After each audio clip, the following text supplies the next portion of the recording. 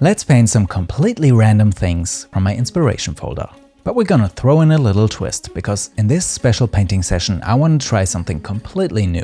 I want to take my skills and the visuals and intertwine them with stories, so you can actually see what I see when I look at the paintings. Looking at a pretty painting is nice, don't get me wrong, but let me show you how much more fun it is once you throw in a bit of imagination and creativity. If you want to see the full real-time process for these paintings and every brushstroke from start to finish, make sure to join me on Patreon. And with that said, let me tell you a couple stories, starting with Elsbeth and the Silent Sky. The peaceful pastures of Meadow Ridge were filled with cows munching away and enjoying the sun. Among them was Elsbeth, a striking black and white cow with curious eyes that always seemed to be staring at something more than just the grass in front of her. The days in the valley were predictable. Golden sunrises, long afternoons, and serene sunsets.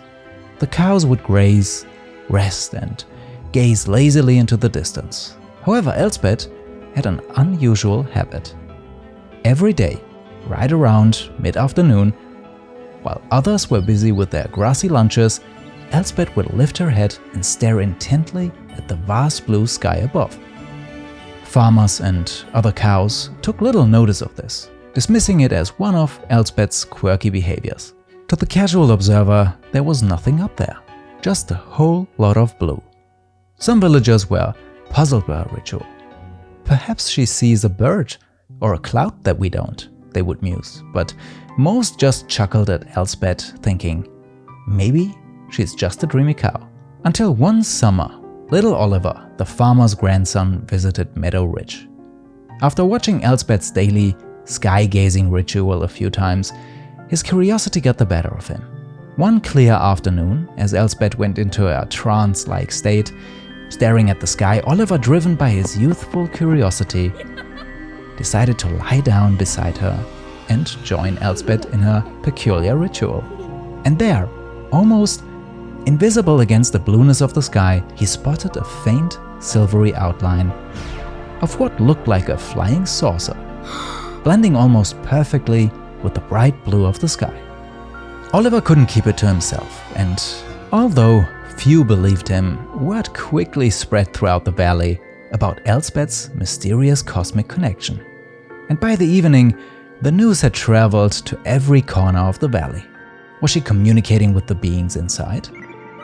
Was she a protector of the valley, ensuring the saucer maintained its peaceful watch from above? Was she waiting, or was she simply mesmerized by its presence? For most people, the flying saucer remained elusive, often fading into the vastness of the sky, only to be spotted by the most observant of eyes. There were plenty who thought it was all just make-believe, a fun story to tell, but not something they believed in. As the years went by, the tale of Elsbeth and the Silent Sky echoed far beyond Meadow Ridge. Soon the once quiet town buzzed with visitors. UFO enthusiasts with cameras, poets seeking inspiration, and dreamers came looking for a touch of the cosmic. And even artists set up their canvases, trying to capture the magic of the moment. A single cow standing in a field of endless green, a vast blue sky, and the hint of something otherworldly above. And so, thanks to Elsbeth, Meadow Ridge became known as the place where, if one stops to truly look up, the universe might just wink back.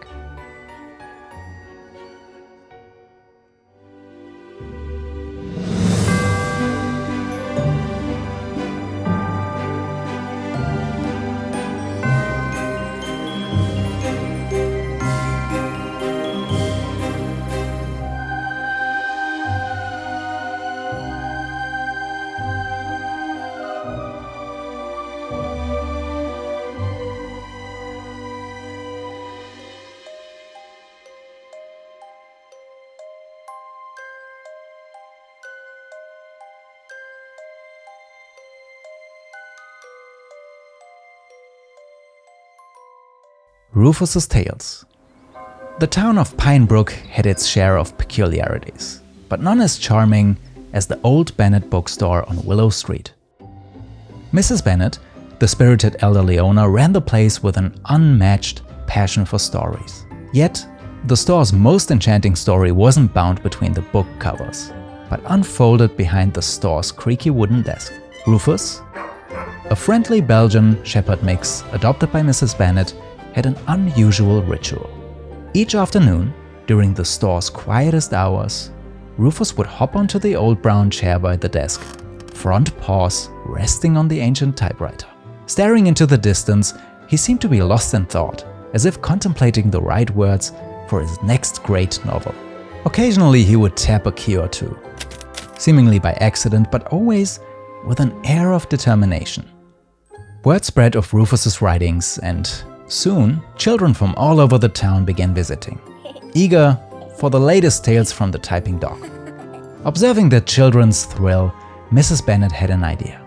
Each night, after the store closed and Pinebrook went to sleep, she would replace Rufus's random keystrokes with short, enchanting stories, always leaving the last word unfinished.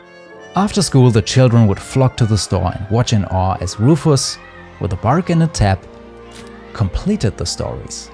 Tales of squirrel knights, cat princesses, and enchanted fire hydrants quickly became the stuff of local legend. Each story, framed and labeled as Rufus's Tales, found its way into countless homes across Pinebrook. As years passed, a delightful rumor began to circulate. Maybe, just maybe, Rufus was truly the author of these stories. Skeptics would point out the implausibility, but believers would whisper of late nights when they saw the Belgian shepherd furiously typing away, lost in his world of imagination.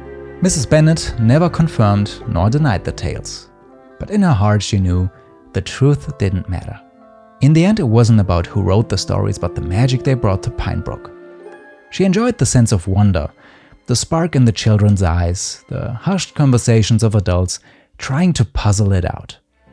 And years later, as new hands took over the bookstore, a small plaque was placed above Rufus's cherished spot with the words, "Here sat Rufus, Pinebrook's legendary storyteller."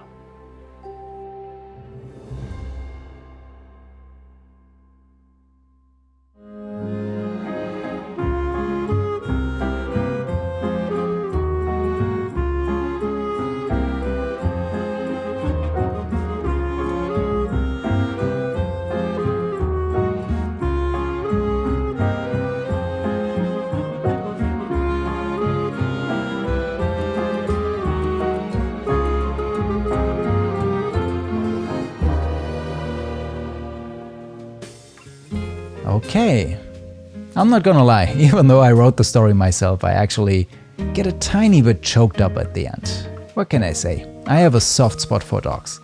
But let me know how you like the paintings. Let me know how you like the stories, and I would love to hear if they add anything to the experience, or if they change your perspective on the paintings. I honestly have no idea if anyone is even going to make it till the end of the video, but if you do, I would love to hear from you. See you in the next video.